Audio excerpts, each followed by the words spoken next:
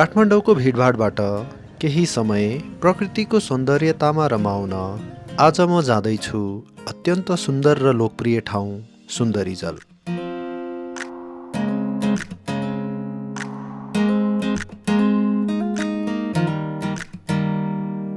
सुन्दरीजल शिवपुरी नागार्जुन राष्ट्रिय निकुञ्जको प्रवेशद्वार पनि हो। हाइकिङ मन पराउनेहरूको लागि यो एक प्रमुख गन्तव्य स्थल हो, जहाँबाट चिसापानी वा नगरकोटसम्मको यात्रा सुरु गर्न सकिन्छ।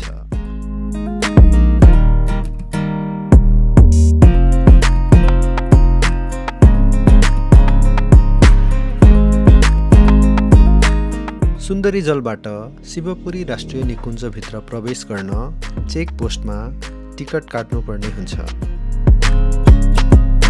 यहाँको हरियाली जङ्गल र कलकल बग्ने खोलाले साँच्चै नै सहरको कोलाहलबाट टाढा शान्तिको अनुभव गराउँछ। सुन्दर र जल नाम मिलेर बनेको यस ठाउँले यहाँको प्राकृतिक सुन्दरतालाई प्रष्ट पारेको छ। यस ठाउँले धार्मिक तथा सांस्कृतिक महत्त्व पनि बोकेको छ।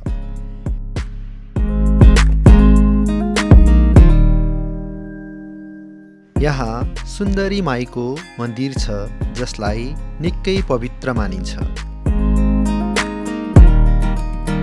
बोलबम तीर्थयात्रीहरू यहाँ आएर जल लिई पशुपतिनाथमा अर्पण गर्ने परम्परा रहेको छ। यसो गर्नाले जीवनको सबै पापबाट मुक्ति मिल्ने विश्वास गरिन्छ। शिवपुरी निकुञ्जको भाग भएकोले यहाँ विभिन्न प्रकारका चराचुरुङ्गी, पुतली र जङ्गली जनावरहरू पनि देख्न सकिन्छ। प्रकृति प्रेमीहरूको लागि यो ठाउँ अध्ययनको राम्रो अवसर पनि हुन सक्छ। पहाडबाट बग्ने चिसो र सफा पानीले जो कोहीलाई पनि मन्त्रमुग्ध बनाउँछ।